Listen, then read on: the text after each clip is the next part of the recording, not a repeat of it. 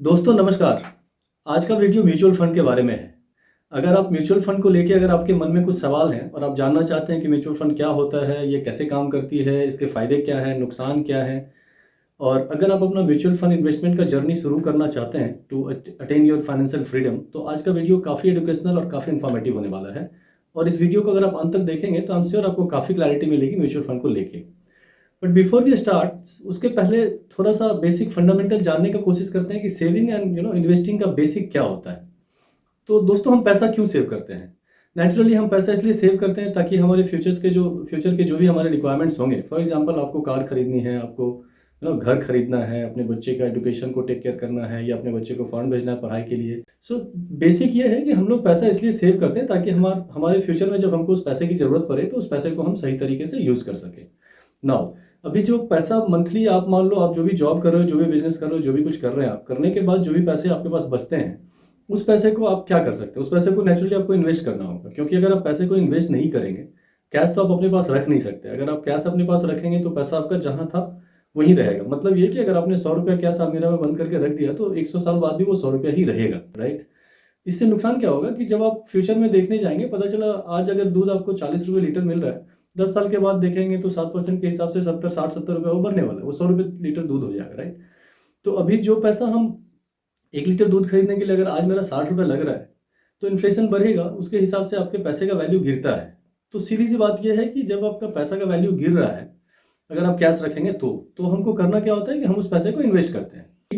किसी भी हमारे पास ऑप्शंस क्या क्या हैं? अगर हम जो पैसे हम बचाते हैं, उस पैसे को इन्वेस्ट करने के लिए हमारे पास बहुत सारे ऑप्शंस हैं। फॉर एग्जांपल, आपके पास जो पैसे बचते हैं, आप अपने बैंक अकाउंट में उसको रख सकते हैं, सेविंग्स अकाउंट में।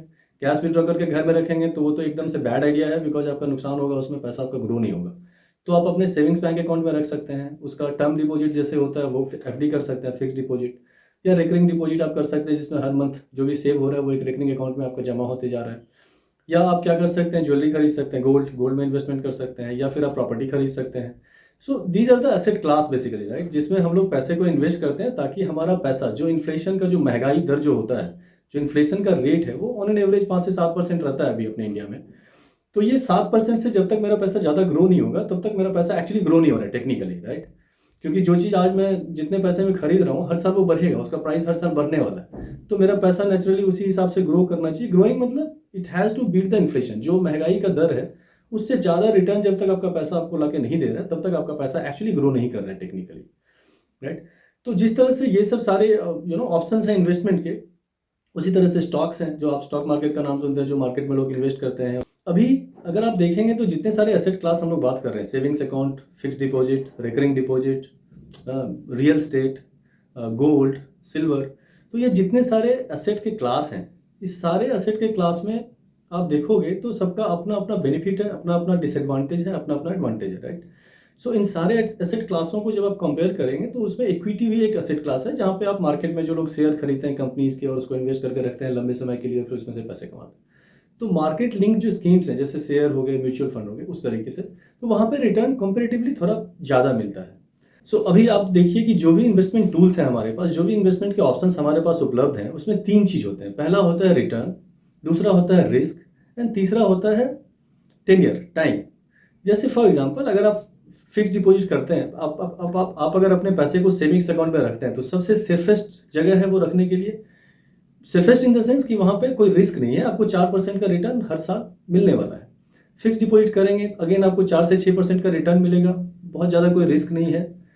उसी तरीके से अगर आप रियल एस्टेट में इन्वेस्ट करते हैं, आप कोई प्रॉपर्टी खरीदते हैं या ज़मीन खरीदते हैं, वहाँ पे जब आप पैसे इन्वेस्ट करते हो तो वहाँ पे भी सेम चीज़ होता है, बहुत ज़्यादा रिस्क नहीं है, ग्रो करेगा ही करेगा। आपने ज़मीन कहीं पे खरीदा, प्लॉट कहीं पे भी खरीदा, 10 साल बाद बेचने जाएंगे तो आपको फ़ायदा ही होगा, नुकसान होने का चांस एकदम से थिन है, बहुत कम है। अब यहाँ पे क्या है कि रिस्क के बारे में तो हमने देखा, बट दूसरा चीज़ है रिटर्न एंड टाइम। कि जैसे फिक्स डिपॉजिट में आप पैसे इन्वेस्ट कर रहे हो, आपको रिटर्न तो मिल रहा है, बट टाइम जो लग रहा है, रेट ऑफ इंटरेस्ट इतना कम है कि पैसे को मल्टीप्लाई होने में टाइम बहुत लगेगा।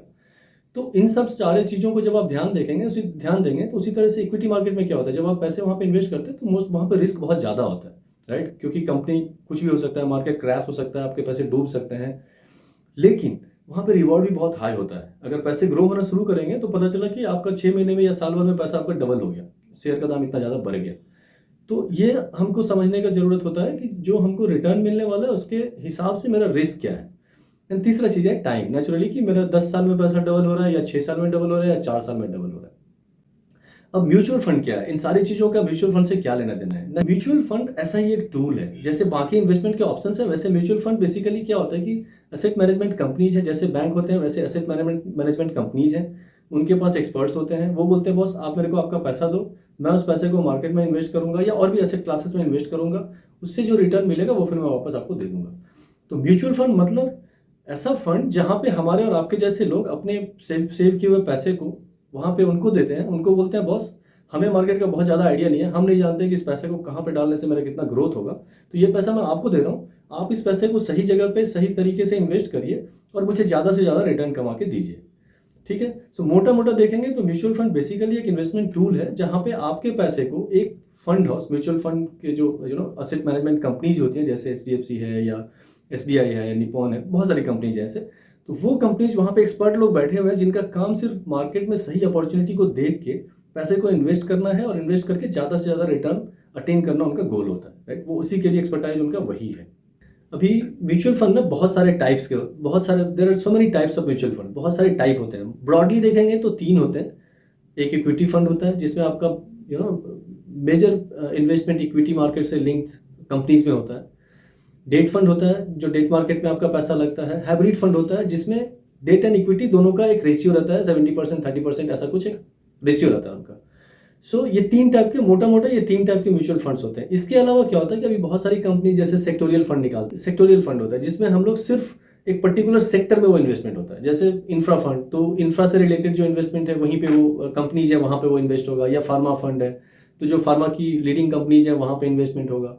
उसी तरह से इक्विटी में क्या होता है कि स्मॉल कैप होता है, जो स्मॉल कैप कंपनीज है वहाँ पे उनका मेजोरिटी ऑफ द इन्वेस्टमेंट वहाँ जाता है। लार्ज कैप कंपनीज का फंड होगा तो वो जो लार्ज कैप कंपनीज हैं वहाँ पे आपका इन्वेस्टमेंट होगा।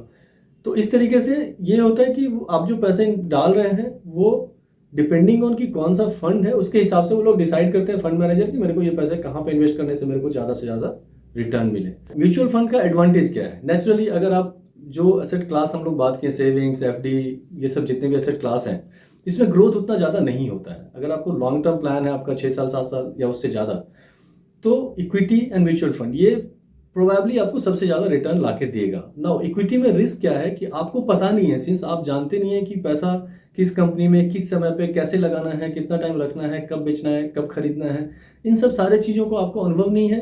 पहला, आपके पास टाइम नहीं होगा। दूसरा, और आप अगर करने जाएंगे तो मोस्ट लाइकली यूल फेल। सो ये क्या होता है कि इसीलिए हम लोग बोलते हैं कि आप म्यूचुअल फंड वालों को हमने बोला कि भाई आप मेरे पैसों को इन्वेस्ट करो, बिकॉज उनका क्या है कि वो दिन भर यही काम है, वो आपके पैसे को सही तरीके से सही अपॉर्चुनिटी देख के रिस्क को बैलेंस करते हुए वो ज़्यादा रिटर्न कमाने का उनका गोल रहता है। अब म्यूचुअल फंड के बेनिफिट्स के बारे में जानते हैं। तो म्यूचुअल फंड का सबसे पहला एडवांटेज क्या है कि आपके पैसे को एक मनी मार्केट का एक्सपर्ट या एक इन्वेस्टमेंट का एक्सपर्ट जिसने काफ़ी काम किया इन्वेस्टमेंट को लेके, बड़ी बड़ी करोड़ों रुपए का इन्वेस्टमेंट उन्होंने देखा है और रिटर्न कमा के दिया है, वैसे एक्सपर्ट लोग, एक या एक से ज़्यादा लोग एक फंड को मैनेज करते हैं।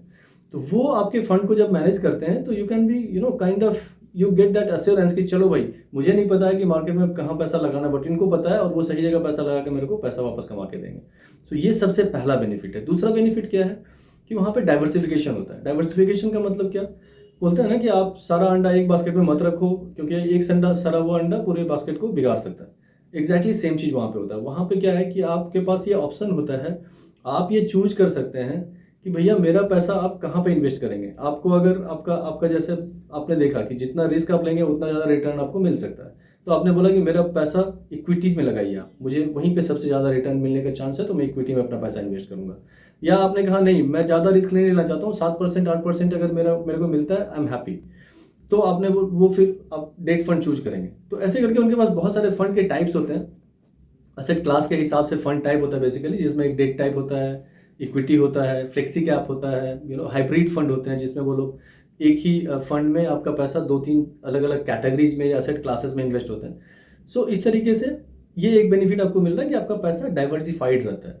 तीसरा बेनिफिट क्या है कि आप बहुत ज़्यादा ईजी एक्सेस है। अभी अगर आपको सोना खरीदना है तो 50,000 रुपये 55,000 रुपये अभी भरी चल रहा है, मतलब 10 ग्राम का प्राइस है, तो उतना पैसा हो तो आप खरीदें ना। अगर आपको लैंड खरीदना है कम से कम 2-5 लाख रुपए तो चाहिए, उसके सस्ता तो लैंड कहीं मिलता नहीं है हिंदुस्तान में। तो कहने का ये मतलब कि अगर बाकी जो एसेट क्लासेस हैं उसमें मे भी आपको ज़्यादा पैसा रहेगा तभी आप वो एसेट क्लास में एंटर कर सकते हो। प्रॉपर्टी खरीदना है तो ज़्यादा पैसा चाहिए तभी आप एंटर करेंगे, बट इक्विटी में वो चीज़ नहीं है। आपके पास 1500 रुपया है, आप इन्वेस्ट कर लो। आपके पास 15,000 है, इन्वेस्ट कर लो। 15 लाख है, आप इन्वेस्ट कर लो। सो ये एक बेनिफिट मिलता है कि ईजी एक्सेस है, आपके पास जितना पैसा आप ठीक उतना पैसा को इन्वेस्ट कर सकते हैं।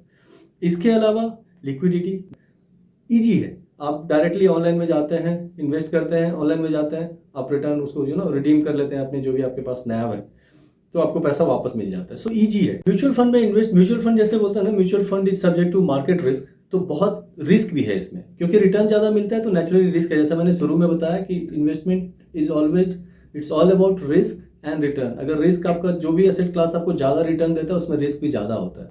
तो जब भी आप म्यूचुअल फंड खरीदें तो 2-3 बातें हैं जिसको आपको ध्यान में रखना है।